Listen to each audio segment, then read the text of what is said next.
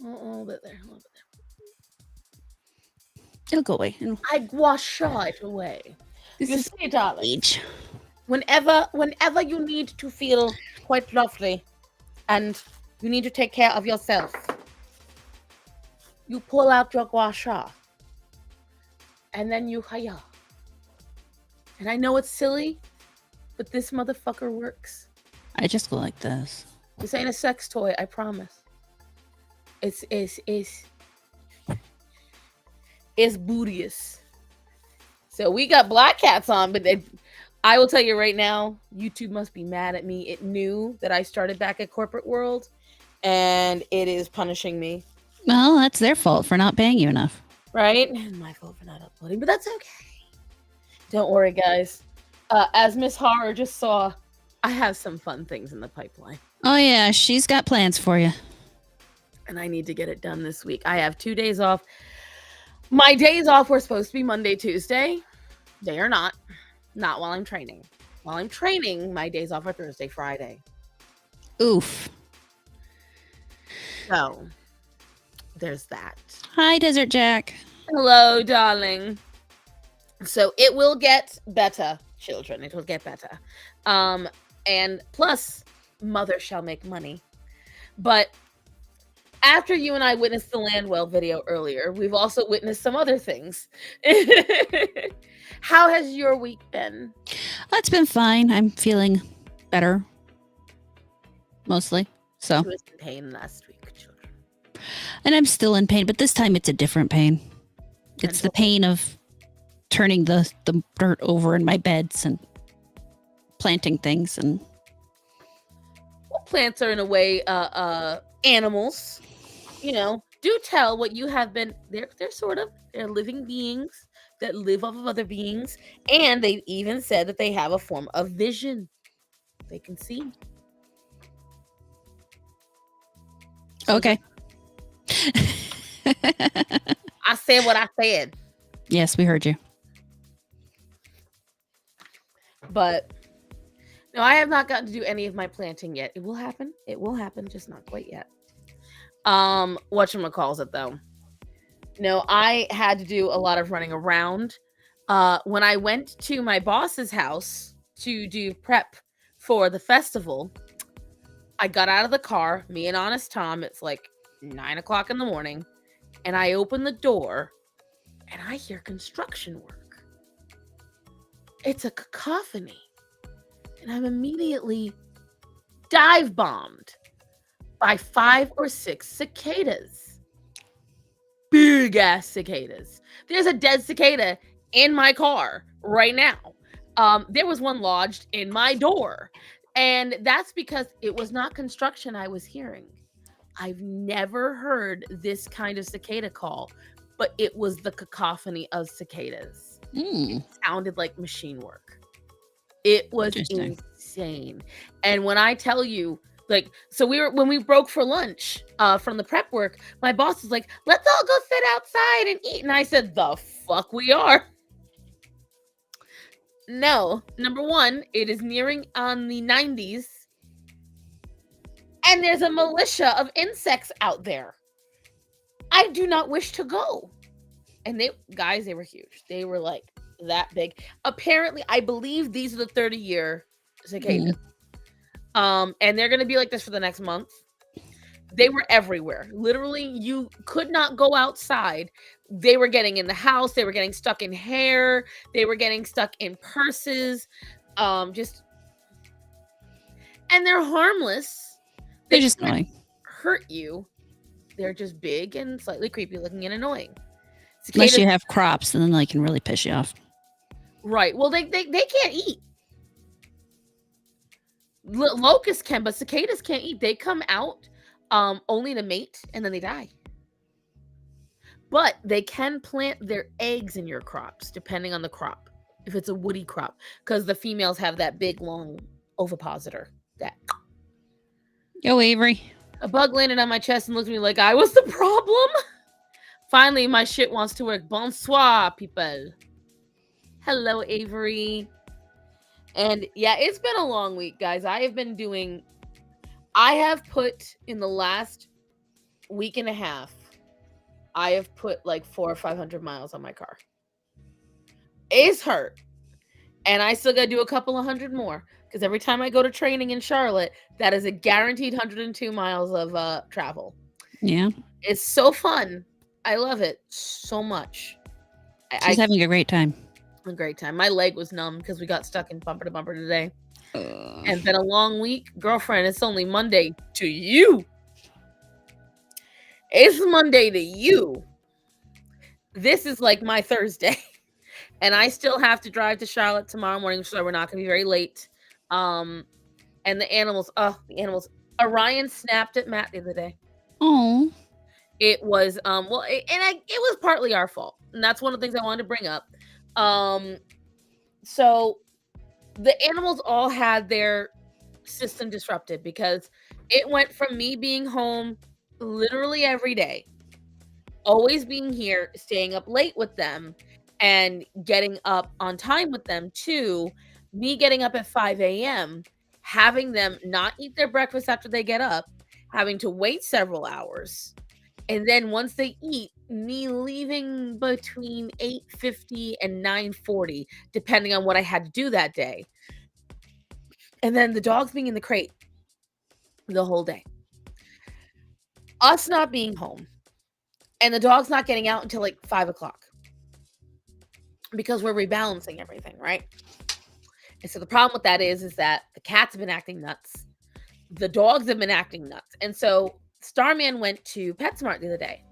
And by the way, guys, your local PetSmarts, go and check. I don't know if they're still there, but at my local PetSmart, they had a huge sale on all dog chews of any kind. And it was like all the natural kinds. So all the ones that Starman and I usually buy, and we're talking like this is $28 worth of stuff for $5. So it was a really good deal. They were all like $5, $6. And we had a tiny bit of money. And so Starman called me and said, "You make the call." I said, "Is that even a question?" "Yes. You just got $300 worth of dog chews for $25. Yes. I want you to do that." Starson made the clone of yourself, right? Just get another Starson out there. And so we got something that the dogs always love is pork chops. But with the pork chops, it's something about pork chops. I don't know if it's pork itself. The way they do them, the dogs really like it. And it's the closest to triggering their resource guarding. And Orion is notorious for choking on them. Now, this is a new kind of pork chop we got him. It was much larger. It was a twisted pig skin with chicken around it. Okay. And I felt at this point it was safer to do. Well, Orion tried to eat a rather large chunk, and I was going to the bathroom, and Starman was doing his nightly routine. Married couples do this, get over it. And all of a sudden, Orion has a very distinctive way of choking. He whimpers very high. He doesn't whimper otherwise. But that's how we knew he was choking. And so we rush into the room. Well, he rushes into the room.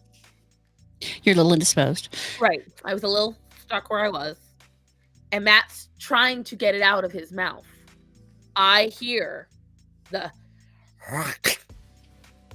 And then Starman yelled at him and had to hold him down by the throat. And finally, and he still tried to get it. So obviously afterwards we threw it out. And I highly recommend that, unless it's like a really like, if it's a toy or something that you can clean and take away. If it's a chewing treat, just throw it out after that. Don't let them go back to it, because that's what we did. It was originally about, I would say, a little over a foot long, about that thick. And at the end, there was about that much left, about that thick. Yeah. And so Starman brought it into the bathroom. He's like, "What do you want me to do?" I'm like, "Throw that shit outside. Throw it right out. That way he does not have any chance to." And so, you got to be very careful with it. And especially with chews. Some dogs, like mine, don't have too much of a problem when they get small to continue chewing on them. It's when they get... Actually, no, they don't have any of that. Steak. No, I eat all my steak. But Yeah, my dogs don't have that issue, but I believe that's partly because they're smaller and they don't have the same resource guarding issues for the most part. The I only one who has a tendency to choke on things is Sydney, and that's because he grabbed something he's not supposed to have. And see, for me, it's not even because Greta doesn't do it with anything but like the cats when they walk up to her. And it was in hi Toasty. Hey, It was Toasty. more like I think it's because one, Orion is a battery. And this is working class dogs tend to be this way. They will build up that energy more. And he had a very long day where he did not get out a lot. Starman had only come home not too long before I came home. And, I wanted to give them that chew to release that stress, and which does help. But that is why it normally doesn't happen. Normally, if he chokes on something that he really wants, yes, he might fight me a little. He might fight me a little bit, but otherwise he will relent. And by fighting, normally what he does is just stamps his teeth. Have you ever bought these freeze-dried rabbits? I have not, but I can't imagine. And I can't imagine they're cheap enough. He's a big boy too. Yes, Drunken Bunny, he is. He's a very big boy, and it's. Oh no! There's a reason. He earns it. He earns it. I love my boy, but out of all the animals in the household, he causes the most fuckery. Aside from Axel. Axel and Orion get Penny house flack in my household. Penny doesn't cause fuckery. Penny causes. I wouldn't cause it because Penny doesn't do it to be mischievous. Axel, Orion, they do it because they know they can possibly get away with it when I'm not looking. They're doing it to be a pain in the ass. She does it because she's like, God, I'm gonna die, I got shit everywhere. So it's a different reaction. Because and again, by the way, guys, if you don't know, Penny's been here the whole time. She's on my ass again. And so that's why with Penny, I don't fault her as much as I fault the boys. Because Axel will come up to me, demand I pet him. I give him said pets. He then gets frustrated that I gave him said pets. Immediately jumps off of me and attacks one of the cats. It's pretty fucked up. That's fuckery to me. Orion will get all that attention. I will give him 40 minutes straight of pets. And right now he has been torn to shreds by the mosquitoes. His entire ass end is horrible right now. And we finally got them the flea meds, and we put the mosquito stuff on them. We were spraying the yard, but the damage is already done. It's going to take him a little time to heal up. Yeah. So I take the flat end of a hairbrush, and his favorite thing right now is for me to slap his ass as hard as possible with the flat end of the hairbrush. It looks like abuse. Mm-hmm. Like he's sitting there going, he's in heaven. So I will give him 30 minutes straight of grooming and itchy relief. And then I'll send him on his way. He'll walk off, he'll lay down, and Greta comes over, understandably, wishing for the same treatment. And so what I do for her, because right here, when this all happens, gets very itchy for her.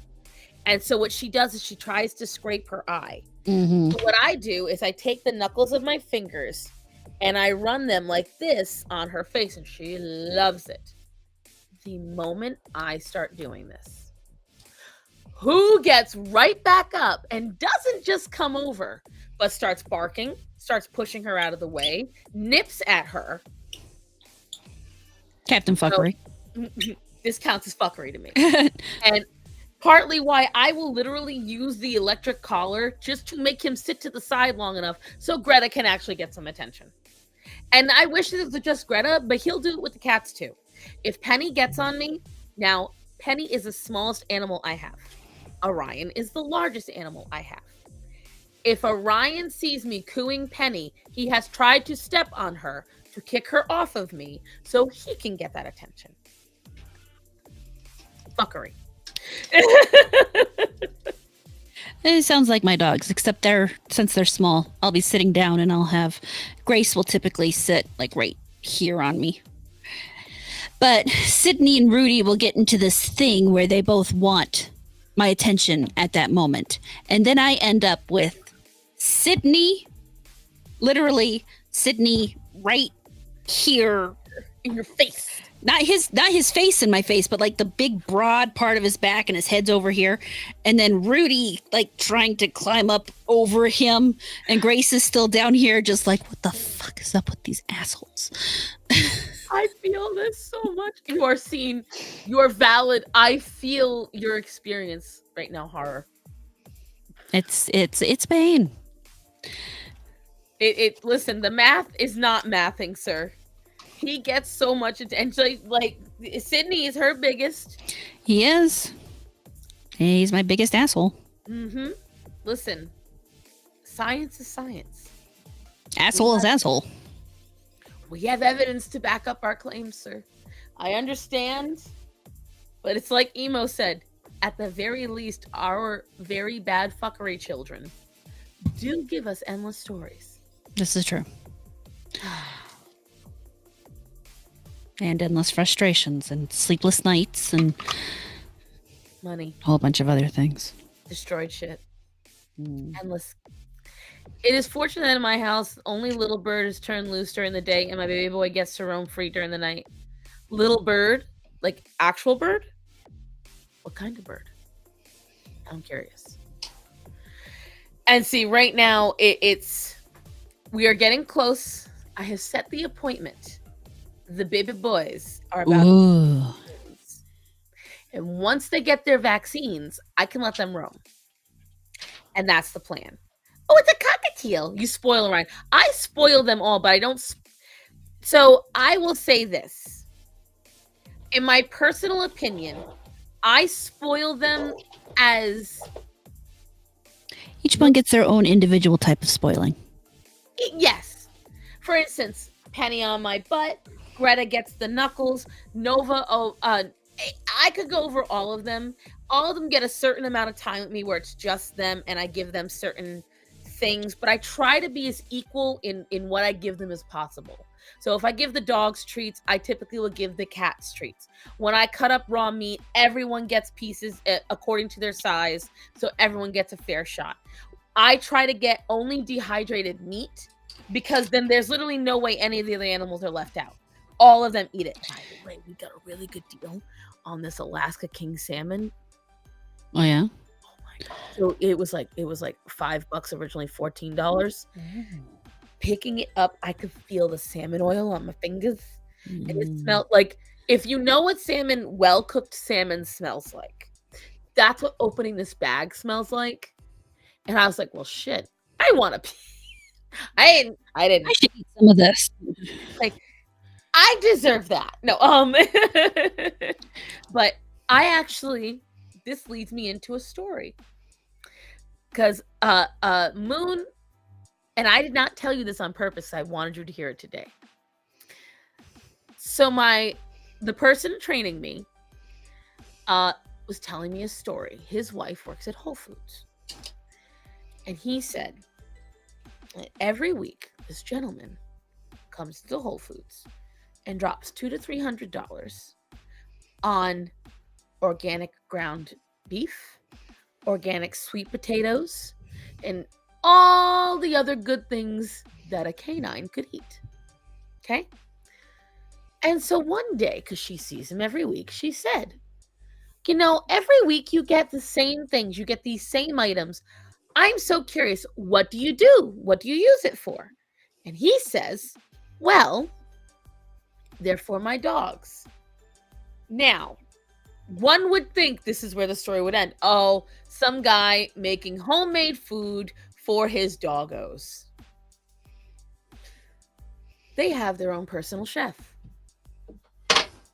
I'm not done yet. This personal chef cooks for them every day. That's the portion he brings in for the chef. This personal chef cooks for these dogs in their own kitchen. It is separate from the human kitchen. When they go on vacation, which is sometimes once a month, this chef travels with them for the dogs. And at their vacation home, there is another separate kitchen for the dogs. Now, I know a lot of you have judged me for my love of animals and how I tell you all that my animals are equal to me and my there is never going to be a time and a place where I am bougie or rich enough where my dogs are going to get their own fucking kitchen. You will never catch me. Sorry, Penny. Ever. Ever. Like, that's the level of bougie I don't ever want to cross into. I could see going to a professional dog nutritionist. I could see ordering food, or I could see getting taught how to make it myself. But equality means that the stove that's good enough for my ass is good enough for your ass, Fido. And I get it. I know exactly why he did it. I saw the thought process because there's human foods that could be toxic for his canines. And they cook with that. And so he is avoiding any and all cross contamination. You know what, sir? Good on you. I get it's your money. But as a crazy woman with 14 cats and 2 dogs who has run into ongoing traffic to save fucking geese and who literally has said that she would save the human child and the dog equally, you are nuts, sir. You are certifiable. You require help. No, he's just rich. And it lacks sense. Would you get your dogs their own easy bake oven? I might get them an easy bake oven. Why not? I mean, I could make them an easy bake oven. I just get a really strong light bulb and put it in a box. A lady pays a dude $5K. But if she's traveling, that makes sense. Like, I don't see anything wrong with paying someone a lot of money. Or if they're sick. Yeah, or if you're sick. See, that's not the same to me. Because I think if you have the money for it and you're someone who goes off in different places and does different things, I'm not seeing a problem with you making sure your animals are taken care of. But what Emo said, tell me you got privilege without telling me you got privilege. I want to know the type of bread that man brings home. Because there is not a planet I live on. And I said to my coworker, I was like, so I want to be this man's dog. Because like, sign me up, bow wow, I'm ready.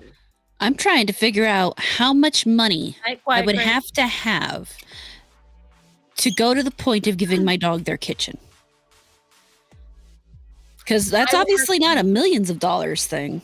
It's got to be at least, because, all right, hold on, let's do I mean, for me personally, at a millions of dollars, I'm not buying my dog their own kitchen. I have to be making billions of dollars, possibly trillions of dollars, to the point where I don't notice if someone steals $500,000 from me. Then I would be willing to buy my dog a kitchen. All right, so let's just go off of the personal chef. Okay. And now we have not calculated in the travel expenses it costs for this personal chef. A personal chef starts at $36,000 a year. Okay. So that's right there. We are paying them 36. But let's say because this person travels, let's say that cost goes up to the 74, the max. Okay. We're going to put it at the max because there's no way. And this is a person willing to pay for a chef for their dog. So they're not looking for the cheap person. Exactly. So we're going to start with 74,000. Okay. That is the starting point, bare minimum, just to pay the person to make the food. Okay. Now we are talking the cost of a kitchen, a full kitchen. This would require refrigerators, freezers, ovens, stove, all that jazz, sink. So I know that a new kitchen costs anywhere between $15,000 to $20,000. So, but that's a one-time purchase. So we'll just say that was how to, buy into it. So we're saying 250 times. And that's a low-end kitchen, by the way, guys. That's a low-end kitchen, okay? So that's $13,000. This is what happens when you have no kids and you supplement pets for kids. I have no kids. I technically supplement my pets for my kids. However, there is no way in the world I would be buying my kids their own kitchen either. So I suppose that's fair. So here's what I will tell you guys. All right. So just the food alone and the chef, okay, is $87,000 a year. The average life of a dog is 15 years. So 87,000 times 15. He is spending 1.3 million just to feed his dogs over the course of their life. And we are not including what it costs to buy into it. Because like she said, cheap kitchen. Now, we know they have their own kitchen. We're not sure if he went full bougie and was like high-end kitchen. Probably know not. probably not. We'll say it's a mid-range, so that's why I'm saying 20. But there's 2 of them. So we add on another 40,000 to that. This is not. I imagine these dogs have their own room. Now, see, I am in the camp of if you have enough rooms in the house, your pets should have their own room because then if you have guests come over, your dogs go in their room with all of their needs and you shut the door. Problem solved. So I don't mind that part of it for the convenience of it all. But sounds like these dogs have their own house. You missed the beginning. So what I was talking about, Gonzo Demon. It is not that he's not allowed to spend that money. More power to you. You want to spend your money, you spend your damn money. Well, he has it. You can go right ahead. Uh-huh. Not judging him on that part. Like whether or not I spoil my dogs. And I have this story now to go to. I will never say I spoil my dogs. This is basically making ourselves feel better for the stuff we do for our pets because we are not that crazy. We're crazy, but there are actually crazier people out there. Literally crazier people. We're reasonable creatures. We just demand they get good food, the proper treats, and we're trying to calculate just how loaded this man is. I'm telling you right now, if he's blowing 1.3 million over 15 years in the dogs, he's gotta be at least 150 mil. I would say. And have something that actively is because he's vacationing. He's actively going out and he's not paying. That was the one thing that kind of screwed me up. He's not paying someone to go and get the stuff from Whole Foods. That was weird. He's getting it himself. That's interesting. That's a man that probably works. I don't know what he does. It's a man that probably works. You have limits? Damn, Moon. Farmer or rancher, maybe. Ow. I love when she comes out with shit like that. You're crazy with limits. Listen, I believe that I think that if you're going to do something like that, it should be logically conducive to benefiting the animal. That's not logically conducive. Logically conducive would be if you set up a course of some kind for your dog to play in. When you make an entire catio or cat shelf unit above for your animals. That makes sense. The money makes sense because not only is it just that animal, but once you put in that initial cost, if you get more animals down the line, they also benefit from it. What? Pablito. I got here people talking about limits. I can only assume we're talking about the bedroom. Safe words are for quitters. That is the exact opposite. Regardless of what he's doing, he's clearly doing it right. Because damn, I know. Hey, as long as they're happy, but. Oh, they must be happy. I'm going to tell you right now. I wouldn't mind being one of his dogs. No. Okay. But I wouldn't mind being one of my pets either. I mean, what do my pets do? They lounge around the house, they eat, they get treats, they get petted, they chase the cats. That's the extent of their lives. They live very happily. And I could deal with that. Now, if I could upgrade that experience to the point where I still have my own personal chef without having to work for it. And for all we know, these could be ranch dogs. These could be really good herding dogs or something that he's pampering the fuck out of. If it wasn't Charlotte, I'd agree.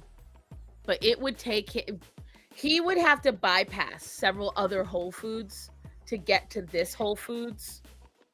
I know he's eccentric enough to have a kitchen for his dogs. Thus, I am not thinking that driving to a very specific Whole Foods is beyond the realm of acceptable. I don't deny because all right, that's equivalent to every Rhode Islander has their favorite Dunkin'. There could be 5 Dunkins on one street, but you're gonna go to the one that you like because they do it. So I don't deny that. I'm just saying, I raised 14-year-old humans, so my pets are easy care amphibians, right? I'm just saying, it was such an insane, it didn't end. It just kept Oh, they got a private chef. Oh, they have their own personal kitchen. They have their own personal kitchen in the vacation home. The private chef travels with them to the vacation home. I'm like, just like, I was just floored. Getting out and picking up your own dog food is healthy behavior. Oh yeah, I agree. Yeah. That's why I was like, he has to be someone that works. That's what really told me he's got to be someone that does some kind of work, because somebody that would be like Paris Hilton dystopian would not. It's not necessarily true. Because there is something to be said for those types of people who then use that as an excuse to go out and see what the plebeians are doing. True. It's like people finding Alec Baldwin at a coffee shop because he went and got his own coffee. Oh, that psychopath. Yeah, that weirdo. But the thing is, if you're going to downtown Charlotte in the rich area to Whole Foods to see the plebeians, then you don't even know what a plebeian is. Yeah. I mean, it literally costs like $100 just to walk in the door these days. And I haven't stepped in a Whole Foods in, I don't know how long. I used to be able to go. Welcome to the hyper rich. They live exactly. And that's what I'm saying, Gonzo Demon, is that what it appears to me is that the man lives definitely in a different world. Definitely in a different world. And you know what? My uncle in Florida, he builds mansions. He builds them. And my dad, when he visited him, got to see some of these. The things these people do, the way they literally transform their house, like we're talking, they press a button and the whole house moves. And, you know, I work with some seriously wealthy individuals, and I was with them for some basic mundane tasks, kept them sane-ish. Exactly. That's what I'm saying. It's like, it's somebody who doesn't want to let the money go too much to their head. They have to do something. And that's what I'm saying. So they went to Whole Foods? Huh? So they went to Whole Foods? They went to Whole Foods. That is as far as they will go, okay? They don't want to go where the dirty people shop at Food Lion. That's disgusting. God forbid you go to a Piggly Wiggly. Ooh. I was at Whole Foods today. One of like my martial arts academy bought me brownies, cookies, and a spinach, and that probably cost you $80. Because, like, I'll tell you right now, we used to go, like, that used to be Starman and I. So in Providence, if anybody knows Rhode Island, in Providence, over down by the Armory, there's up on the hill, there's a Petco, and then there's there's a Staples, a Michael's, and a Whole Foods. At least that's what it was when I was there. And it's up towards College Hill and stuff. And when we'd go, cost me $40. I was close. $40 for brownies, cookies. Thank you, little fox. Hi, little fox. Also nice rebellion. Yeah, I think it's a cute hat. I don't know what it's for, but I think I like it. Drunk 3PO put it out through 9 line. Oh, drunk 3PO put it out through 9 line. Now you know. Whatchamacallit. And we used to go there and we would get the sushi. So we would go and we go to the pre-cooked food. Instead of going to a restaurant, I go there, I get a pastry, and I would get sushi. I don't do that no more. Not only that, because now going to Whole Foods for me is like traveling 50 minutes just to get to it. She's rebelling against the system, rage against the machine. But she's doing her nails. She didn't even tell me, I knew. She's got a nail doing face. Not just that she's looking down at her hands, but I could tell. But yes, and I found a video, guys. I found a video that I need to see if anyone can see what I saw. I'm not going to say a word, okay? I'm going to open it up, and I'm going to show you guys. Now, I have sent Horror quite a few animal videos on Instagram this week. So, God knows. God knows how many I've got on there. But there's one particular, come on, computer, that I saw. And I've got it on my stories, and I just got to get to it. That I died laughing. Look at this. I don't want you to look at the comments, guys. I want you to look at the video. You tell me you saw what I saw.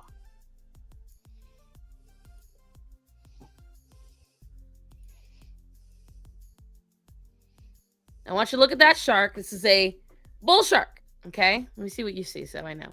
All right. So that's a bull shark. Came up to them.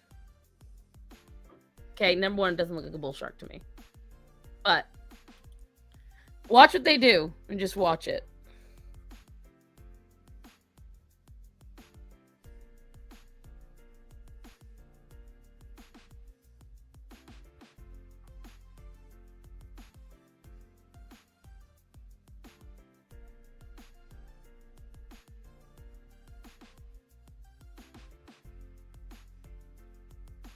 Now, horror.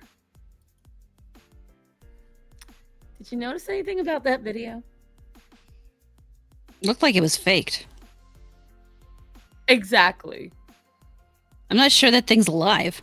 I'm not sure it's even a real shark. Yeah. First thing I noticed is that the gills don't move. The shark don't bend. It didn't, like, they were touching it and it didn't move its tail at all. And then when they pulled the hook out, it literally didn't move a centimeter. Yeah, and more to the point, when they pulled the hook out, they didn't, like, there was no blood. Right, and there was no showing of the actual hook out. Notice how they did a jump skip? Well, and there wasn't any, it looked like they just took it out.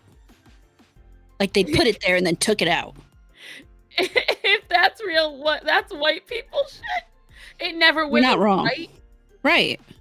I mean, I will tell you this. I would be the person to go with a plier and pull a hook out of a shark's mouth. I'm that stupid. But if you know anything about a bull shark, I'd be the one standing back there and saying, you really shouldn't do that. Right. Then this is hella bullshit. And the thing is, if you watch, you could see somebody got behind it and pushed this. I think it's a rubber model. I think you're right. Because it doesn't look alive. It doesn't look like a bull shark. I'm going to make sure I'm right on this. Hold on. Let me find out. Because that was the first thing I thought. Penny, we're going to have a little thing here. You're not going to like what I'm doing because I'm moving you.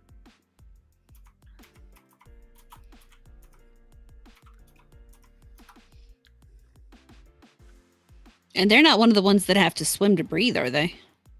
They all do. Well, there you go. It was suffocating as it sat there and didn't do shit. Right. Now, here's my thing. And this is why I said it didn't look like a bull shark. Because technically the colors were right. Okay? So I'm going to show you guys. Had a high testosterone level and hyperaggression. Exactly. Exactly, Gonzo. Which just makes it even more odd. What do you notice about these?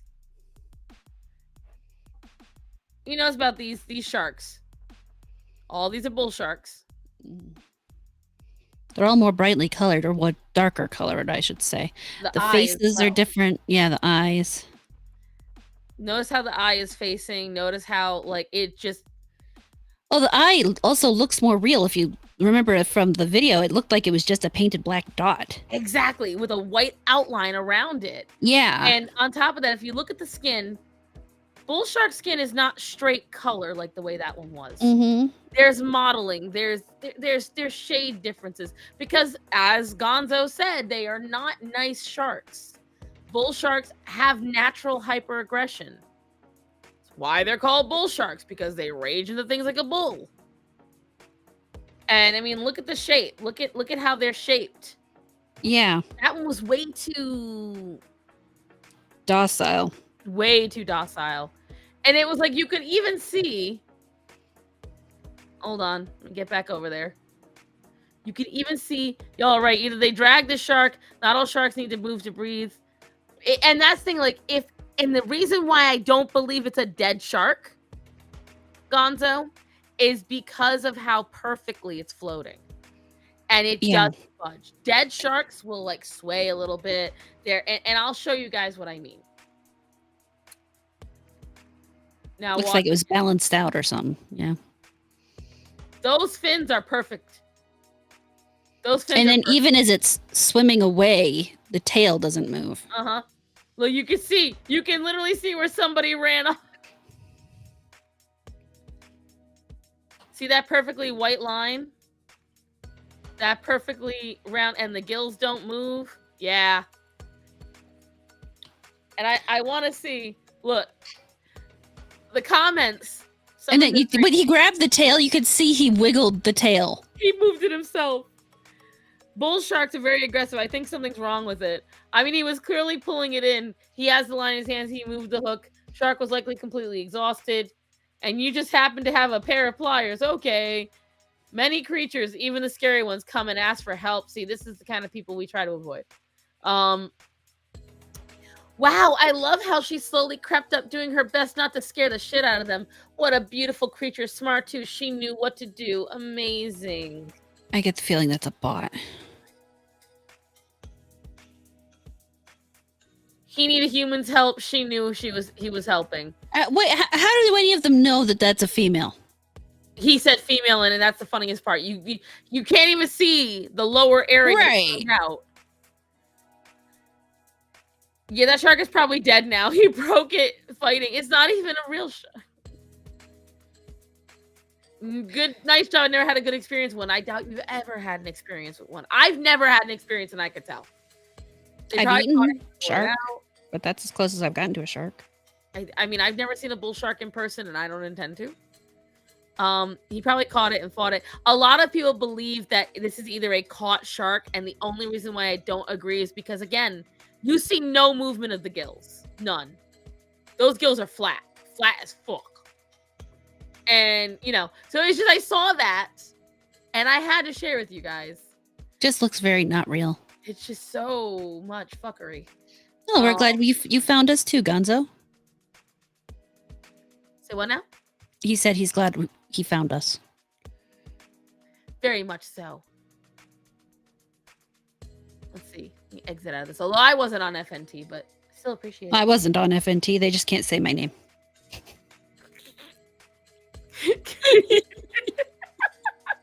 They just don't know how to say it. Someday, maybe I'll get to be on FNT, and Gary will mispronounce my name in person on the show. Well, I've met him in person. He mispronounces it there too, but the thing is refreshing on me so fast. Oh, I thought you guys would find this one hilarious. Hold on.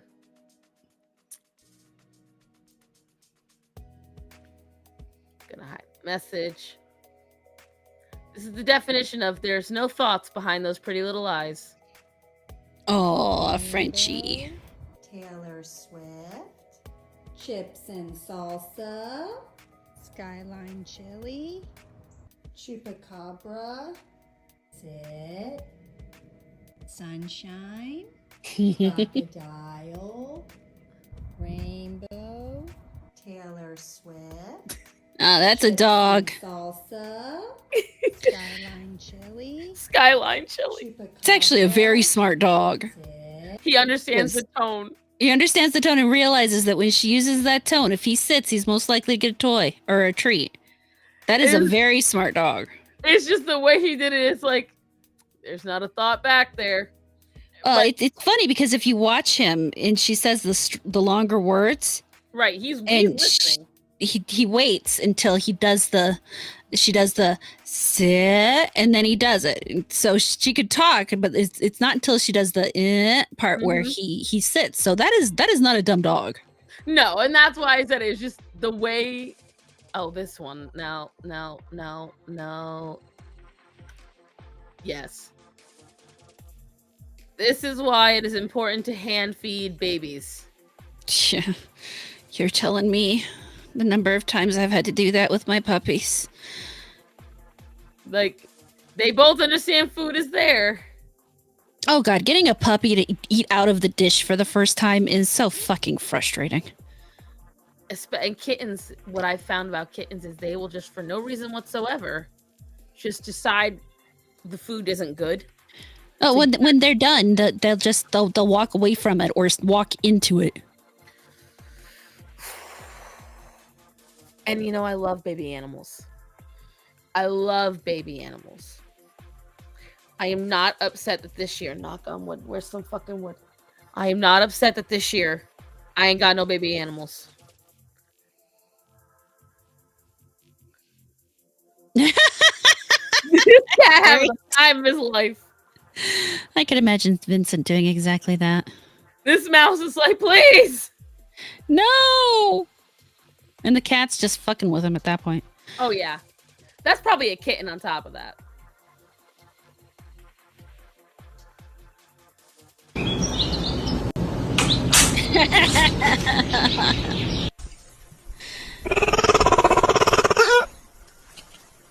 You never see it in this video. I don't know why they say that, because you never see the kittens.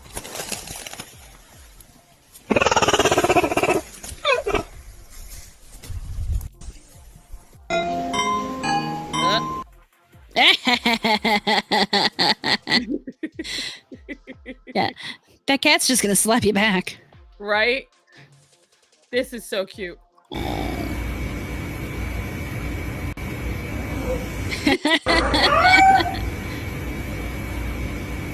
Who is that? This is the first brush in the world. Oh, stop it. Ugh. How dare they? This one is actually real. A real rescue video. Aww. So these were divers near these sperm whales, which, by the way, aren't always thrilled with divers, by the way. Can't imagine why. But It's not like they were hunted to near extinction or something. Right. Well, they're just they're more territorial anyway, because they're more hunters than most whales. But this, that too, but yeah, she actually went up. This is when an animal actually asks for help, because them jaws could easily take out one of those people, and she let them just help her out. So there are real moments. it does happen. It's just a lot of people like to fake that shit. This is sad, though. They said apparently this is something that happens with these particular whales. Oh. They all, right after this video, purposely beach themselves. Really? Yes. They show it afterwards. So they saw them all hauling. See, there it is. So there is a phenomenon. They said the vast expanse of the ocean, a profound, mysterious phenomenon unfolds. A pod of whales huddling together in their final moments before death. Known as whale stranding, this heartbreaking event raises questions about the interconnectedness of life and depths of animal consciousness. Scientists speculate that various factors such as illness, disorientation, or environmental changes may contribute to their mass strandings. Yet amidst the tragedy, there's something undeniably poignant about the whale's instinct to seek solace and companionship in their final hours. It's a testament to the bonds that unites us all, transcending species and language. As we witness the awe-inspiring creatures coming together in their time of need, we're reminded of the fragility of life and the importance of compassion and empathy towards all living beings. It's a humbling reminder of our shared existence on this planet.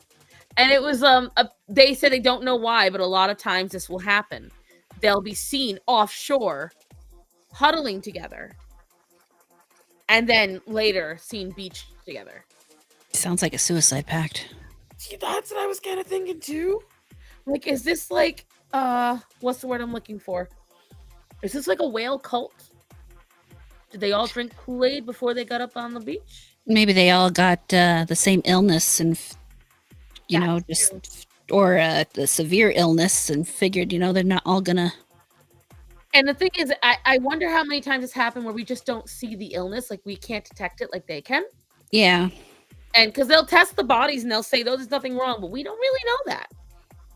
Well, and just because there's nothing virally or bacterially wrong doesn't mean there isn't maybe some kind of interconnection in terms of genes. Maybe they got themselves too far inbred and took themselves out. They just don't know. Penny, my butt is going numb. We might have to rearrange ourselves, kid. And then this was just with the ongoing debate. Play fetch with the bear. Oh, they do. And this bear ready for it too. He knows it's coming.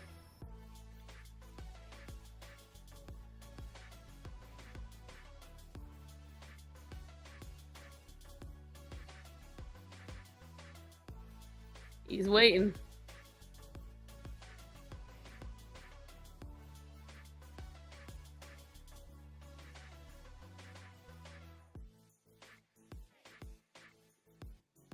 I think I could have one.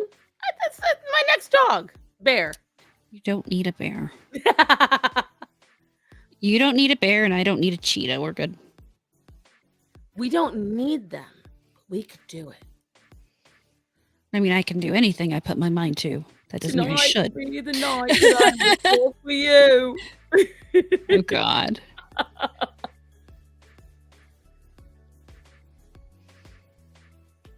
Aww. I love him.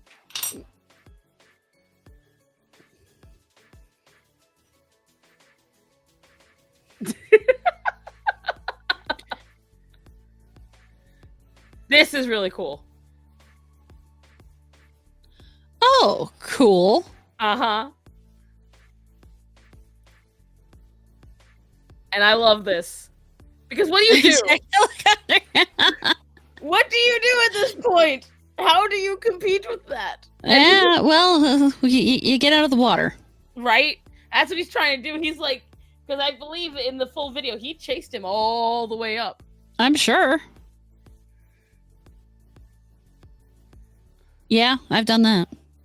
You need to hear it.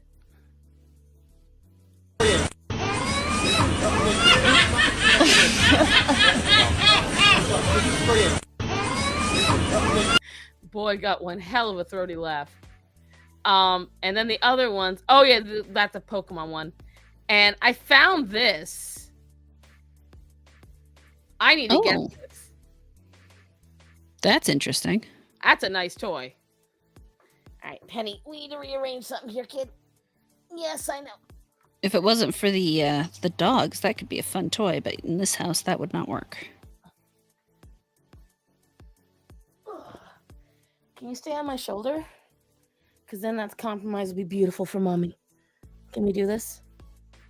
Good. Oh, all right.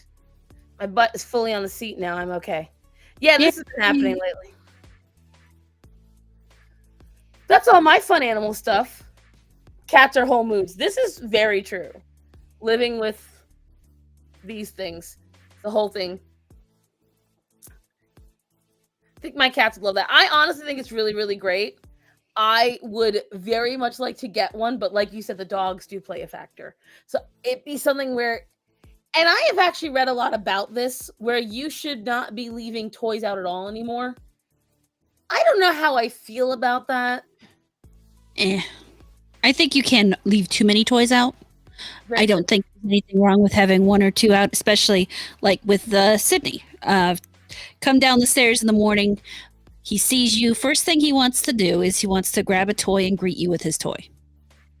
And it's cute. It doesn't hurt him. It keeps him from doing other stupid shit. Very so true. there's no harm in it. And also, guys, there was one other thing that happened this week. Uh-oh.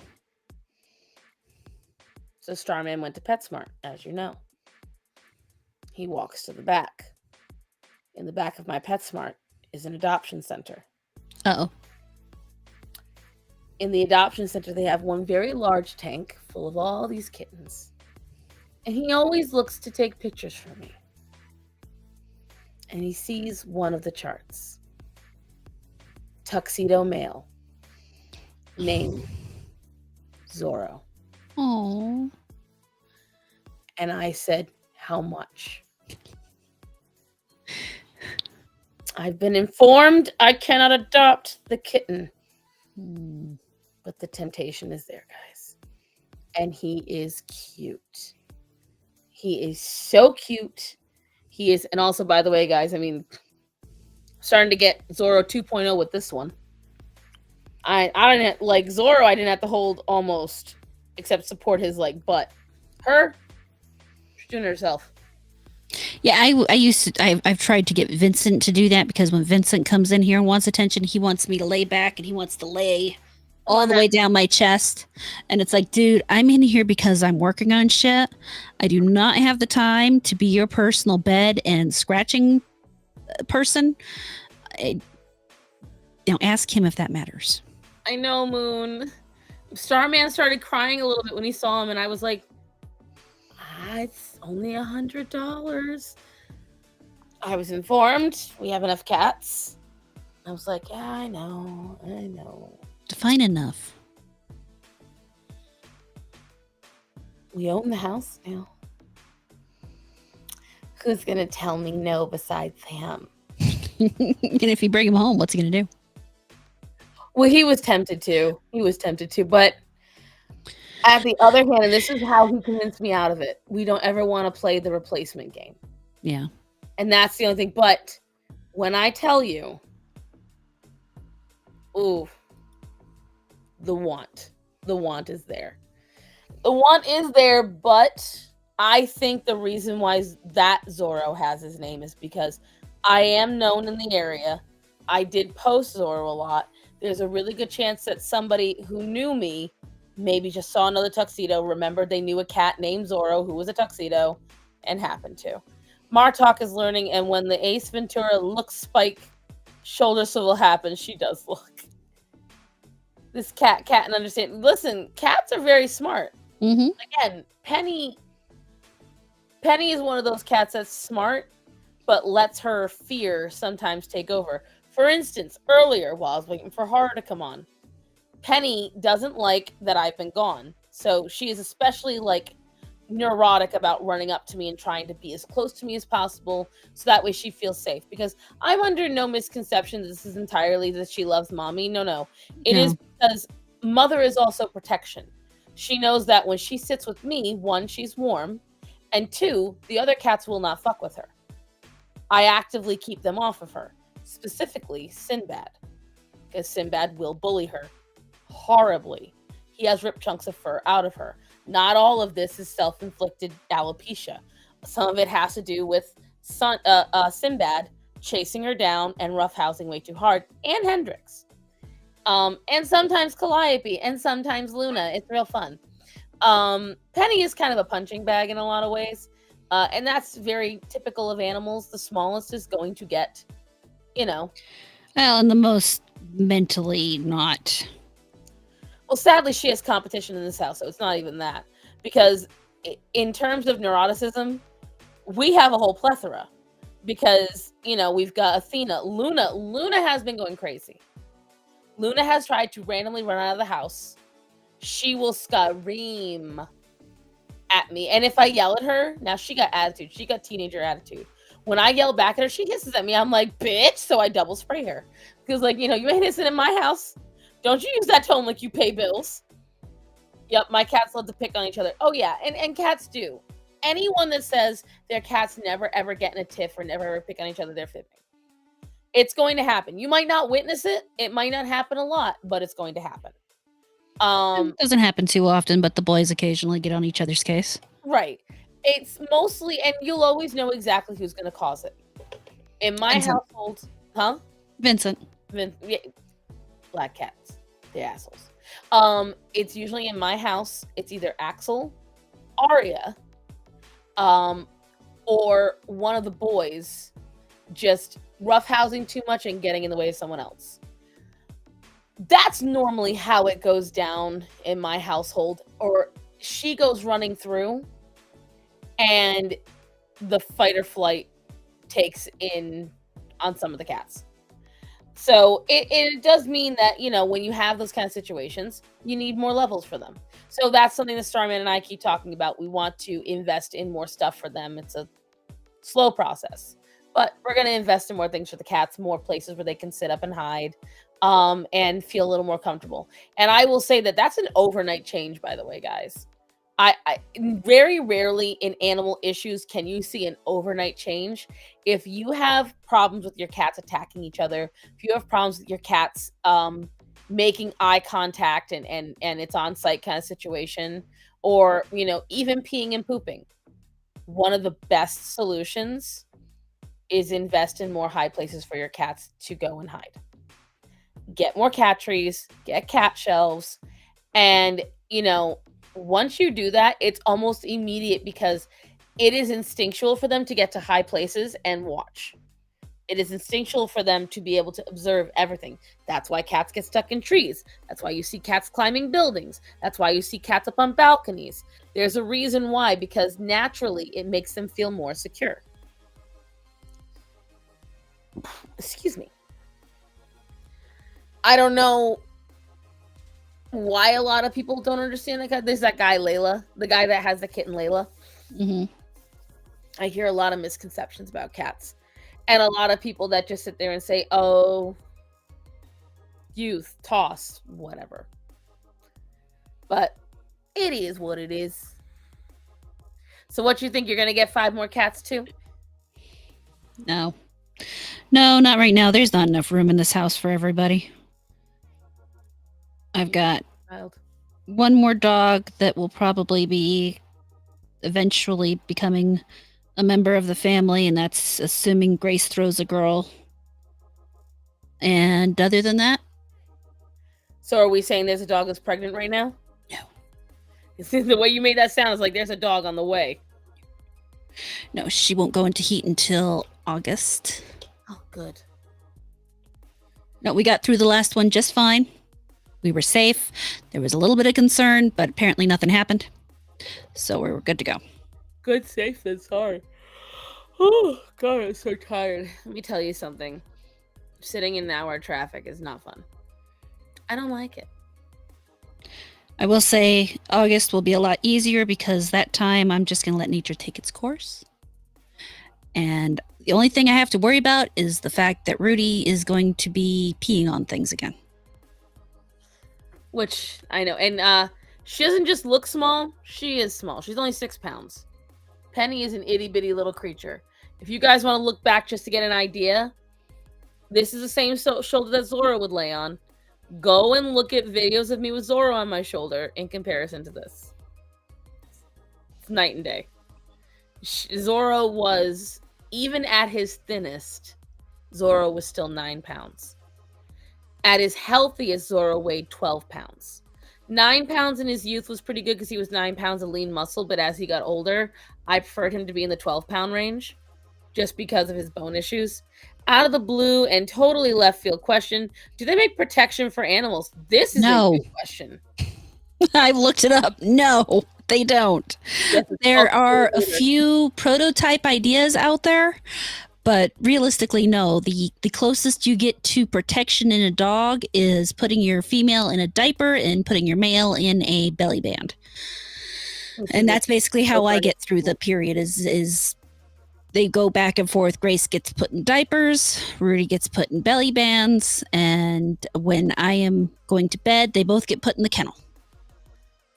So I actually will disagree with you on this, Esteban. While I don't disagree to a full extent, you really should pay attention when your animals are roughhousing or fighting, because while we see it as, well, they're still friends. Animals don't make up the way humans make up. Once they see that other animal as a threat, it's very hard for them to go back to not seeing them as a threat. Case in point, Penny and Sinbad. Penny, I've got videos and photos of her sitting on this desk right here, cuddling with Sinbad. Penny sees him even step up to her now, she growls. Because there's not, every time he walks up there, he's not looking for a fight or to roughhouse. It's only when she starts running. But that doesn't matter to Penny. She now fully sees him all the time as a threat. With dogs, you know, we've touched on it before here. All it takes is one negative, experience at a dog park for your dog to completely change. And so, like, girlfriends fighting over a dude, got it. Sort of. Because the thing is, then your dog learns something very basic that you can't really kill out of them too easily, because they're still a dog, and deep in their instincts is pack mentality. Deep in their instinct is their place in the pack, and they got taught in that one instance when they were in a pack where they stood and how they have to get out of it. And no matter how much you train them, at the end of the day, you are a human, they are a dog. They're going to go back to their dog ways before they go to their human ways. And so and I wrongly had the same idea, Esteban, for quite a long time. Quite a long time. I was like, they're dogs. They know what they're doing. I'm going to let them. And I was informed by several experts. If you see it getting too much, you have to step in, because your two dogs can go from being loving, friendly, happy dogs together to trying to kill each other all the time. Yeah, it doesn't take much. And cats as well. Now, she's the dog lady, I'm the cat lady. And I imagine she's experienced this quite a few times. So, the bitch I had before Grace. I love being able to say that. I was literally about to say it. She does that for technical terms, but she loves it. I do. But so the bitch I had before Grace, she was a good dog. She just wasn't, she did not have the temperament to be in a multi-dog household. Right. She's a type of dog that it's very uptight, neurotic, and she also made an absolutely terrible mother. I mean, she'd feed the puppies, but she didn't have a lot more to do with them. She wouldn't play with them. She wouldn't, do the normal teaching stuff. And so after she had her first litter and we came to that conclusion, we had her fixed. Unfortunately, over the course of having that first litter, she got into a fight with one of the other dogs in the house. Now, I panicked because she'd literally just had the puppies the day before. Mm-hmm. And I reached down between them and got bit because I was panicking. I'm like, shit, she's in a vulnerable state. I don't want her getting hurt. And it doesn't help that the dog that she was fighting with was probably 3 or 4 times her size. She was maybe 6 pounds. The dog she was fighting with was 20, 25 pounds. So there's that to top it off. Now the dog she was fighting with is a total pushover and probably wouldn't have hurt her, but still. And from that time on, it kind of got worse. You really had to watch for what she was going to do with that. And that's part of what led to her eventual rehoming, was because, she wasn't happy here. I could either get rid of the other 4 dogs or I could get rid of her. Right. And for her, that it was just the better way to go. Found her a very nice family. Another one is, so I'm generally very against people having a large dog and a small dog in the same home. And when I say large versus small, I'm talking about a Yorkshire Terrier versus a Great Dane. German Shepherd. And I have a very good reason for this. I had a Yorkshire Terrier and a German Shepherd. And for years and years and years, they got along fine. There was no problems. Then I came home to visit my mother and I brought my dogs with me. And my brother had a mid-sized dog, a Shiba Inu.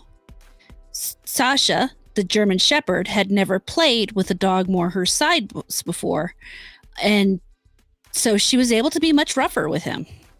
And because of that, one day Mom was coming home. She came up the stairs and Sasha, in her excitement, jumped at Karana, the Yorkshire Terrier, and picked her up in her mouth and bit her quite hard. We ended up at the emergency vet. The dog ended up with various tubes in her. I learned a lot about taking care of dog wounds and drains. The part where I am the terrible person in this whole situation is we kept them both. And while we thought we took the steps necessary, it happened again. And once again, we went through nursing her back to health. She came out fine. And then one day, I'm upstairs asleep, and my mom's getting out of bed. And it happens right there in my mom's bedroom. And that time, she didn't survive. That time, we got a call from the vet saying that her heart had just been turned into hamburger. And he tried. You have to remember, guys, that, and you can see how it's affecting horror.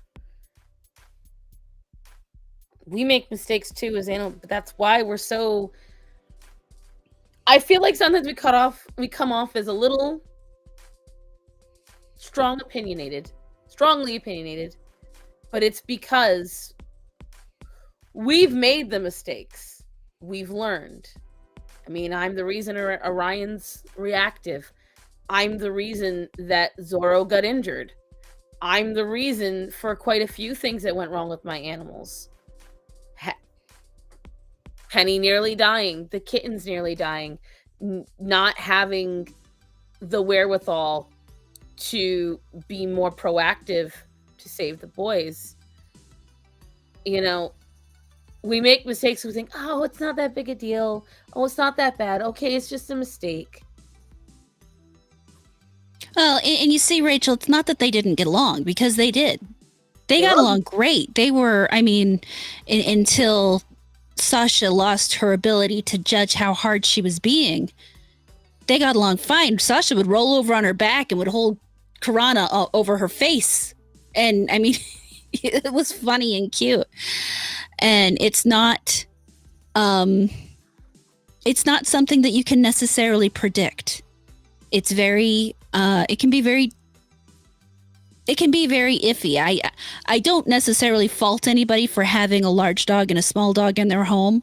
I just hope that they're paying the attention necessary to keep it from becoming an eventual tragedy. Because when you're talking about a dog that is 5 times the size of the other dog with a bite force that can shatter bones, then you're if something goes wrong, it goes catastrophically wrong. And Ryan. Oh, I'm sorry. Go ahead. Yeah, that's the only thing for me is that it goes catastrophically wrong. And it, because Sasha never, the attacks were never out of malice. They were always out of excitement. Play. They were always out of play. It was never about trying to hurt her. She wasn't angry. She wasn't in a bad mental space. She was just excited. And see, Orion tries to roughhouse with the cats. And how Orion roughhouses is he walks up and he tried to do it with her. Okay? He'll walk up and he'll kind of sideswipe nip. Not in a vicious way, but in a and I know what he's trying to do. Greta could roughhouse with Axel and it was okay. Right? I've watched Orion try to roughhouse with them. And it's like watching a bull stomp on a bunny. Like it goes very quickly from the cat trying, it's typically Axel. It is typically Axel trying to roughhouse with them to panic, to swiping, and cats are mid-level predators, so they must fear top-level predators. See, the thing is, dogs aren't technically considered top-level predators. They actually have a less successful rate than cats. But what it does come down to is size. And that's where dogs do usually get the upper hand, because as soon as they corner the cat in the right situation, if there's more than one dog, they typically, that's how coyotes usually successfully take out cats. On one-on-one, it depends on the cat. The cat has to have a sense of scrap inside of it. But, you know, it's like I go back to the raccoon. That raccoon lives rent-free in my head. And for those of you who don't know what I'm talking about, Orion, a couple of summers ago, got attacked by a raccoon. And the raccoon made a very poor decision. The raccoon should have stayed on the other side of the fence. She felt, because if you go into my yard, the dog yard, there is a shed where we keep all of our lawn equipment. And at the time, when I first moved in here, the original owner of this house had left gobs of trash in there, just gobs of it. And so I really didn't have the time or want to go through those piles of trash. Because again, I live out where the banjos play and where venomous snakes live. And it was a prime area for snakes to hide in. So I did not want to have anything to do with it. And then finally one day we decided we were done with it, and we did pull it apart. But before that could happen, Orion loved to go and smell that area. And this is honestly what inspired us to get rid of all this stuff. Orion would go and he would smell the cabin area. And we always knew there was at least a cat or a raccoon or a possum living up in that trash. And it became a nightly thing. And we used to have cameras in the back of it where we could watch him. And the first thing he would do every night is run to that wall and sniff along it. Now, when I looked back on the camera that night, the raccoon had been inside the yard. She had crawled up, walked up the fence, and gone into the shed. Okay? Somehow she ended up back in our yard. And the only thing I can feasibly say is that she must have attacked Orion. She must have felt threatened and felt he could hurt her or her baby. Orion came out of that with a couple of scratches here and scratches on his chest. The raccoon, on the other hand, was pudding. Matt had to take a stick and smack him over the head. Because when it's not funny, but it's kind of funny. It's funny. When he tried to take the raccoon, Orion went, like he doubled down the bite. And it was like a hurr. And the raccoon apparently, when Starman got back there, was still trying to hiss at Orion. So, God bless her. She had balls. But a little too much. Your raccoon story reminds me how a squirrel made a very stupid decision to jump on the fence that had a German Shepherd behind it. Long story short, right. It's eternally sunbathing. Let me tell you something. When we first moved here, there's a cat in our neighborhood we call Gray Cat. Take a guess why. Because it's black. Right. He's all black. And they were not used to, in this neighborhood, my dog. See, my friend who owned this house, she had a pile of dogs, but they were very cat friendly. And so this cat was just walking along the fence and nearly fell into the yard when Orion, because I didn't realize the cat was there. Starman was letting the dogs out and I screamed, "There's a cat, a cat." And this gray cat went running along the fence, nearly fell. Orion missed him by inches. Gray cat stopped coming in the yard after that. Yeah. And at least on that side of the fence. And again, then there's the kitten story. And it's just like with your German Shepherd. Orion never bit that kitten. He sniffed it. But he sniffed it with his nose on one side and cement on the other. And, and if you don't know this, the kitten story is, and it was a very embarrassing story for a while because I didn't want anyone to think Orion was vicious.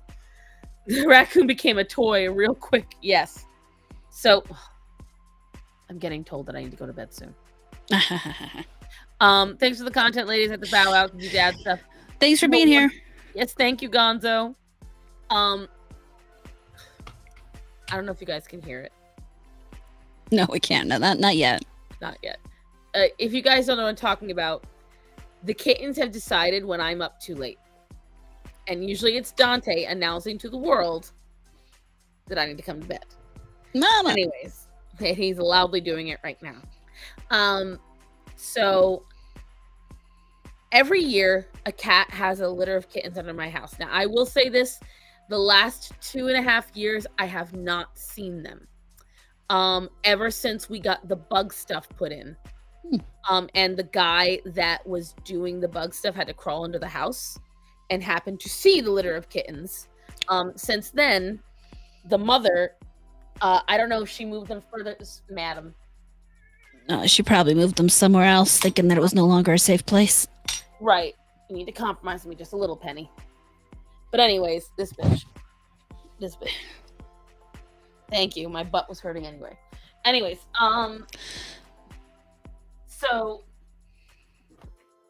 every year she would bring these kittens out onto the porch, and Orion had a habit of sitting by the fence and staring down for these kittens. And I mean staring down, like he would, just like with the raccoon, he would watch along the line of the fence, huff and puff, huff and puff. And there was a gap in my fence enough where I could fit up to here on my arm. And I've got a pretty wide forearm.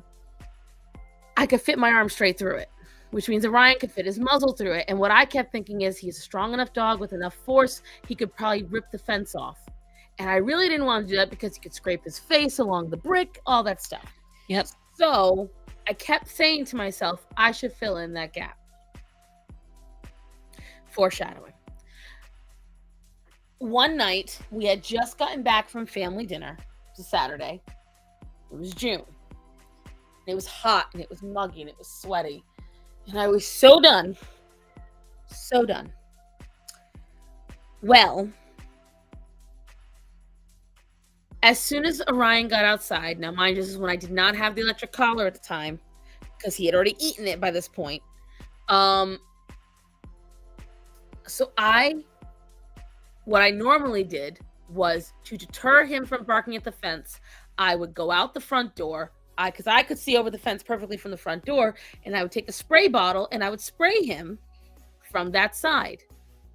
Unbeknownst to me, the mother cat had her entire litter of kittens up on the porch, which is why he was barking at them. And so here's the wall, okay? Here's the door where I walked out, coming this way towards the fence. Here's the fence over here. Right down here is the door below the porch where they were supposed to run to. I had a potted plant here.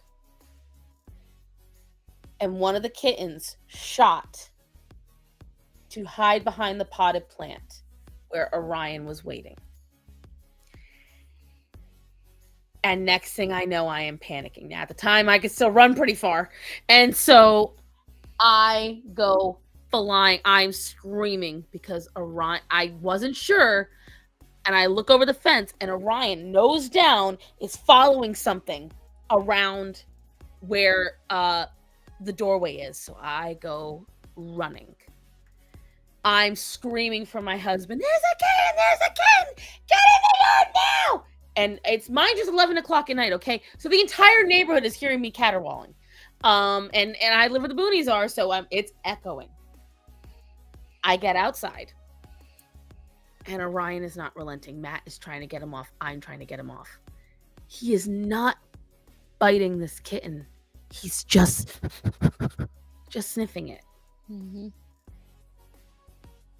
This is the one time I genuinely hurt Orion. I had to physically hurt him to get him off the kitten. And if I use that tone to this day, Orion drops like a ton of bricks. He does not even fight me. He immediately falls to the ground. He's waiting for the hit. As I picked up the kitten, it was still trying to run away. But not to get graphic, but there was no running away. It did not make it. He did not make it. And I, ever since then, have been very careful about what gets in the yard. And again, Orion did nothing but sniff this kitten. He just aggressively sniffed it. There was no bite wounds. There was no, you traumatized. I did. Oh, 100. Sometimes you have to. And you know, like she said, and I know that there's a lot of times where there's going to be many people like, you could have done otherwise. In that situation, no. And Orion is very much a dog that he is not a stupid dog. Orion waits for the opportunity to do what he wants to do. He'll say, she let that pass. I only got yelled at. I'm going to do it again. She let it pass again. I only got yelled at. I'm gonna do it again. And he would do it over. He used to try to bite Penny's tail off all the time. It was not until I got the electric collar and he really had, the first time, that he really felt consequences for his actions. That's when Orion's behavior changed. Y'all have these dog horror stories, but I'm thinking my dog passed a little over a year ago, and that was the biggest doormat of all pushovers. And the thing is, Greta's a pushover. The only time Greta has shown any aggression was towards people that she thought were going to hurt me. And that was literally, you know, when I was having a severe panic attack, or when I was trapped and surrounded by a bunch of guys with baseball bats and metal bars. That was the only time Greta's shown aggression. Otherwise, she's been fantastic. But the problem with it is, and this is what a lot of folks understand, this is why I'm very, very, very, very, very descriptive about him, is when you have a working class dog,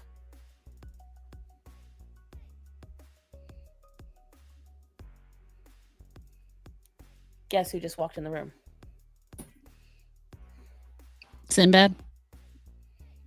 Right there. Yep. On site. Why am I still like, maybe StarMorata show will help me fall back asleep? Well, we have to get off soon anyway because I have to get up at 5. But I have a video to record. yes, and it's almost 1 a.m. But it is not a matter. No wonder I feel fellowship with Orion. He's just like me, but in dog form. And that's the thing. Orion's a wonderful dog. In many, many ways, Orion is a fantastic dog, but he is a working class dog. And when you have a working class dog, you have a very intelligent dog, a very powerful dog who needs a job. And if you don't give that brain something to do, all of that energy, all of that power, he is going to find his own things to do. Because dogs like him were bred to think on their feet. Dogs like him were bred that if you set them out to their job, they have to critically think on their own. That's why you have herding dogs that sometimes go off all on their own and you don't even have to direct them. Yep. You have dogs that go on guard duty. There are many, many dogs, like you've got Caucasian Shepherds. You've got a lot of these field dogs that go operate all on their own with the flock as protection. They have to do that on their own. If you ever want to see something truly incredible, watch a pack of farm dogs, specifically a pack of Caucasian Shepherds, and watch how they operate. And they often will team up with another animal on, like either a donkey, a llama, or a cat, which I know sounds like a weird thing, but because these are animals that are extremely good at monitoring. So donkeys and llamas are fantastic at alerting. They have excellent eyesight at night. They are powerful animals, and they're very good at protecting herds. So they will usually work congruent with the dogs. Geese as well, fantastic guard animals. And I don't know, serious business. My wolfhound is a working class dog, but there's not a lot in that shaggy head. He's a dirt. Well, not every working class dog is going to work. It's kind of like humanity, really. I mean, every dog is going to be original to their own degree. And it's just like not every German Shepherd is going to be trainable as a canine. Some dogs are just full of derp. Yep. And you know what? We love him just the same. Yep. And that's the thing. Like Orion, I do feel bad that he never got to live to his potential. I feel bad that whoever stole him and put him in that shelter, he ended up with me. There is no one down here that I think could have been equipped to handle him. I 100% still feel that way. And I learned a lot in some ways. Like I said, Orion has suffered for it. There's a lot of things that going back, I would have done 100% differently with Orion. It's starting with the laser pointer, starting with the electric collar. I would have started it early. I avoided it because I thought it was a cruel tool. Now I know better, but it is what it is. There's a lot of things about him that would have been different, and Orion wouldn't be as impulsive. He wouldn't be as needy. He wouldn't be as pushy, and he would not be reactive because he loved other dogs, and he still does. He does not understand how to contain that joy. And, that's why if you go to, going back to what Har said, that's why if you go to the dog park, many, many dog parks have a small dog area and a large dog area because they really shouldn't be going together. My dog was a Basset and he believed himself to be a lap dog and was oddly quiet too. Now that part shocks me more than him being a lap dog. The quiet part. Truth Goose, I had 2. I hatched Reagan and Trump. After Reagan got eaten, Trump began the sound off for the dog pack. Right. You would be surprised how really strong these animals work together. But you are not involved in that. They're designed to protect the home when you're not there. They have to make these choices. So they've got to actively keep herds in line. They have to actively stop fights. They have to actively prevent predators. So, but that nose always knew when someone was coming home with KFC. And so that's why it's why I do tell people when you go to a really good breeder, make sure that really good breeder understands what you're getting that dog for, because working class breeders are not bad people. Typically they are, in my opinion, I prefer working class breeders to But most people think they're lap dogs. to people that breed for home. because people that breed for home. That was something I wanted to bring up. The dog group has given Oh me God. brachycephalic dogs are perfectly healthy with the snub nose. Seriously. Oh, they're all coming at me saying I don't understand science and I don't understand, because they have a couple of instances of brachy dogs that can do some exercising. Congratulations. Yeah, have they looked at the ones that are in agility and how they're typically formed? Oh, one of them has one in agility, and I'm like, you can literally see your dog has a longer snout, first of all. But they were doing. Remember how we looked over those dogs, the Frenchies that are getting the longer snouts? Mm-hmm. Oh, they were ripping into it, how shitty it was and how terrible it was, and I'm like, there are people in this group that believe inbreeding is a proper form of. I don't think highly of you. And they're like, this group was made about you, not for you. And I was like, no. You people are morons. And I'm laughing at all of you. Because, and one of them tries to say, I guarantee in nature you'll see a monkey that is brachy. I'm like, go find it that isn't heavily inbred. The only time you will find brachycephalic animals in nature is when they have Down syndrome. And then tell me how long and well they live. And like, oh, well, the dog is 7. If your dog is 7 years old and they never had a health risk, do you know what it sounds like? Me in my 20s. Well, my blood work is fine, so I'm good. That's what it says. That's all I'm hearing from these people. They are saying that they are literally, there's a whole group that they have been tagging dedicated to telling people how wrong they all are about brachycephalic dogs and how scientifically good it is. And I'm like, you say this with a straight face, zero irony. Have you listened to that dog breathe? Can this supposed group explain why it sounds like that dog is not getting enough air? Let me see if I can find the comments, because they've literally been like, they could not. Oh, this is the last one, I think. Funny, I've researched my breed for years and promote and heavily health test. In fact, Cambridge University used my dog for their BOA's research and beyond if they are needed. The dog in that photo was 3 and it was the hottest day of the year, but I guess she can't breathe. Now she is 7, best veteran in breed this year at the world's biggest dog show. She goes, I highly doubt that, but so you can comment. I would like to see the proof of that if that's true. Send us the photos and the. This is the dog. Oh God, that poor dog. Its nose is behind its mouth. JHC clear, BVA clear.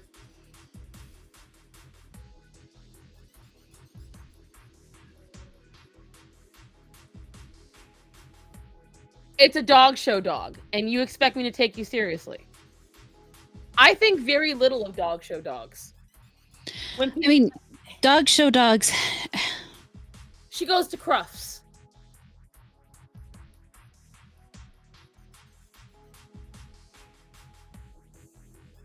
I'm sorry, like, and maybe I sound rude when I say that, but what? Hold on, I need to read this a second. Yep, the messed up spines.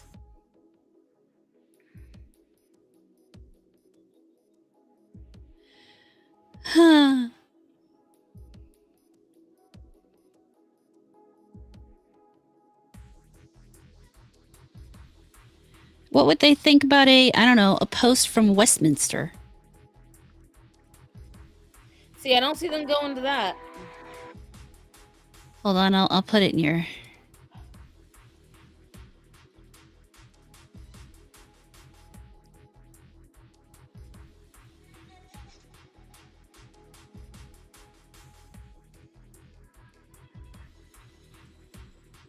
Yeah, there's an actual group called Brachycephalic Breed Advocates. Okay. With an exclamation point. A group for brachycephalic enthusiasts and allies to come together and celebrate these breeds. Our team encourages others to join, ask questions, and learn. We aim to provide educational discussion and debate. Responsible breeding is central to our group, and we advocate strongly for breed-recommended health testing, advising breeders to test extensively. Any individual is welcome to join a group regardless if their pet is well-bred or not, providing they understand the importance of this. Oh yeah, Myriad, they totally fucked up German Shepherds here in the U.S. That slope they've done in their back is absolutely ridiculous.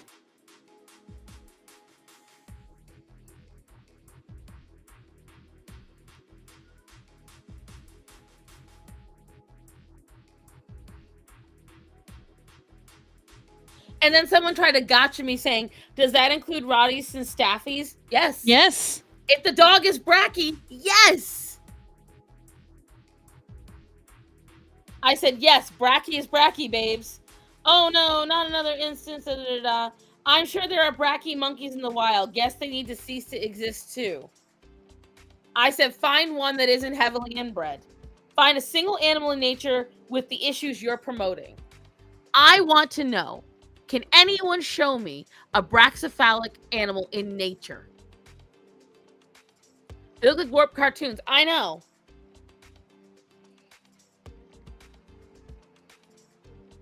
And so I wanted to bring that one up to you guys because a lot of people who think they are experts will let certain things slide if that's what they like.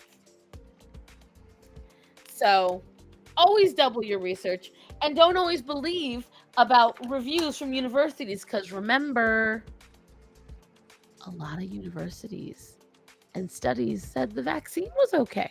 Right. What's suddenly getting recalled? For the same problems that we all said it would. The same people that said a certain horse tranquilizer that was terrible are now admitting to have been on it for years, treating the very thing they claimed it wouldn't treat. So, that's what I got to say about experts. A lot of them these days got their degree from Google. But I digress. Well, Horror, it is now 1:06 and I need to get to bed because I got to be a good girl. So why don't you take us out, love? You'll probably find me tomorrow night playing, what is that game? Party Animals on Brahma Bull's channel. And then you won't see me again until Saturday, where I think, be playing some Neverwinter Nights with some friends. And then on Sunday, I don't know what I'll be doing. There's a 50-50 chance I'll stream. I've been kind of thinking about starting up doing a Sunday stream on the video channel just to kick up the watch hours. But I haven't decided yet, so we'll see when we get there what I decide. So I like this idea. We'll watch you, so she'll do it. We'll see what happens. But yeah, that's literally what I've got going on. Other than every day, I post a video on the Abysmal Critic at 10 a.m. If you're interested in video game news or just something I'm ranting about, depending on the day, stop by there and watch. The Party Animal stream will be it starts 9:15 Central Time. So 10:15 for you. They are demanding they get read too. I know. I've got to work on my schedule because trying to get the video channel set to where I want it has caused me to stop doing the reading streams because the reading exhausts my voice and then I either have to record first. What are you? I'm looking at a True Stripe now. I'm listening to you, but I was like, you do. It's a True Stripe now. But I will be bringing back the Lovecraft reading. I just don't know when yet. Well, I promise to dedicate time Thursday and Friday because I feel I've got some pretty good videos in the pipeline right now where I've worked with some other people. By the way, Big T, if you're still in this chat, I am waiting for you to send something to me, sir. Otherwise, You will see me at some point tomorrow, guys. I don't know when, because the problem is I have to be in Charlotte and I have to work till 5. So I don't know what time I'm streaming tomorrow. It all depends. I will do my best to try to do it before too late at night. So to any of my followers that are watching this tonight, tomorrow, before, you will not see me at noon. You will not. And I am certainly not going to live stream at work through my phone, because that's just asking for an accident or a problem. So wait till you get back there. Yeah, she's just scratching herself. Wait till and probably the evening. And I'm not going to stream as soon as I get home, because, guys, I'll have driven for an hour through rush hour traffic through one of the biggest growing cities in America. You're going to have to give me a minute to decompress. I'm counting on it, Bessie. I miss you when you skip out on us. I don't mean to, emo. I really don't. I hate being inconsistent. I love consistency. I did this at the behest of my other boss and my husband. And yes, I'm going to be earning money, but I'm already wondering how long I'm going to be doing this, because now they're talking about how early I'm going to be in at Black Friday. And I'm like, I don't know I'm going to be here that long, guys. 8 a.m. you say. Till 9 p.m. you say. No. I don't know about that. I don't know about all that. So we'll see. We will see. My hope is that during this time, I can get very consistent with the videos, which then I can get consistent revenue from YouTube. But that's a story for another time. Either way, guys, a video should be coming out this week. I literally have like 3 that are half edited. I feel like so failure when I do that. But I love you all. I want you guys to remember to get your animals appropriately vaccinated and spayed and neutered. Remember to tell the people that are important to you that you love them and to be safe. So, Horror, Yes. I love you. I love you too. Be safe. You too. We love you all. You guys all have a wonderful night.